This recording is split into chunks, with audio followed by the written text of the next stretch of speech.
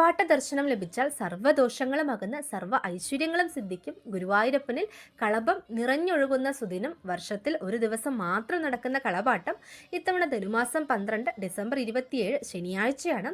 ഗുരുവായൂരിൽ എല്ലാ ദിവസവും കളഭച്ചാർത്തുണ്ടെങ്കിലും കളഭാട്ടം നടത്തുന്നത് ഈ ദിവസം മാത്രമാണ്. മണ്ഡല മഹോത്സവത്തിന് സമാപനം കുറിക്കുന്ന ചടങ്ങാണിത്. കളഭാട്ടത്തിന് പ്രത്യേകം തയ്യാറാക്കുന്ന കളഭക്കൂട്ട് സ്വർണ്ണക്കുടത്തിലാക്കി ശ്രീലകത്ത് മുഖമണ്ഡപത്തിൽ വെച്ച് പൂജ ചെയ്ത ക്ഷേത്രം തന്ത്രി വിഗ്രഹത്തിൽ അഭിഷേകം ചെയ്യും. പന്തീരടി പൂജ കഴിഞ്ഞാണ് ഈ ചടങ്ങ് നടക്കുന്നത്. ഗുരുവായൂരപ്പനകത്ത് കേളി നടക്കുന്നത് അന്ന് മാത്രമാണ്. അഭിഷേകം കഴിഞ്ഞാൽ മറ്റ് അലങ്കാരങ്ങളില്ല. ഒരു പൂമാല മാത്രം അണിയിക്കും. പിറ്റേന്ന് പുലർച്ചെ 3 വരെ ഭക്തർക്ക് കളഭത്തിൽ ആറാടിയ കണ്ണനെ കാണാൻ സാധിക്കും. അടുത്ത ദിവസം രാവിലെ ഭക്തർക്ക് ഈ കളഭം പ്രസാദമായി നൽകും. കളഭാട്ട ദർശനം ലഭിച്ചാൽ സർവ്വദോഷങ്ങളും അകന്ന് സർവ്വ ഐശ്വര്യങ്ങളും സിദ്ധിക്കും.